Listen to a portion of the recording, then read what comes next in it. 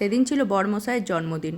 অনেক কিছু মাছের সাথে মাটনটাও এসেছিলো। যেহেতু মাটনটা রাত্রিরের জন্য, তাই মা এটাকে তেল, হলুদ আর আদা বাটা দিয়ে ম্যারিনেশন করে রেখেছে।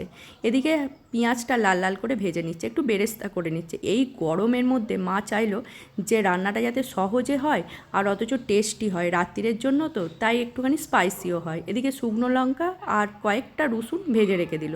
এরপর গরম মশলা, তেলের ওপর গরম মশলা, তেজপাতা ফোড়ন দিয়ে পেঁয়াজগুলো লাল লাল করে ভেজে নিল। যেহেতু মাটনটা রাত্রিরে, দুপুরে অনেক রান্না করছিল মা, অনেক রান্নার মধ্যেখানেও মা একদিকের গ্যাসে এটা বসিয়ে দিয়েছিল, কারণ আস্তে আস্তে এটা তো হতে সময় লাগবে। তাই এদিকে দেখো না কত কিছু রান্নার মধ্যে মাছের ঝালটাও হচ্ছে। যাই হোক, পেঁয়াজটা যখন ভাজা লাল লাল করে ভেজে নিল, ভেজে নেবার পর এতে খানিকটা রসুন আর দেয়নি মনে হয় আমার, কারণ আমি রান্নার কাছে ছিলাম না, সত্যি কথা বলতে আমি এদিকে টুকটাক কাজ করছিলাম। তখন ম্যারিনেশন করা মাটনটাও দিয়ে দিল।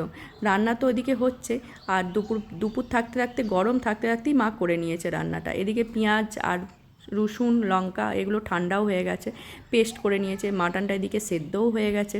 তারপর যতটা পেস্ট বানিয়েছে সবটাই দিয়ে দিলাম, পেস্ট করে দিয়ে দিলাম। মাটনটা কিন্তু সত্যি অত্যন্ত সুস্বাদু খেতে হয়েছিল। কম টাইমের মধ্যে মাটনটা খুব ভালো খেতে হয়েছিল। বাড়ির সবাই পরোটা দিয়ে খেয়েছে যদিও, কিন্তু আমি তো যেহেতু পরোটা খাই না, তাই আমি রুটি দিয়েই খেয়েছি। বলছি কিন্তু সারা দিন কিন্তু রান্না বান্না করে খাওয়া দাওয়া করে দিনটা কেটে গেল আমাদের।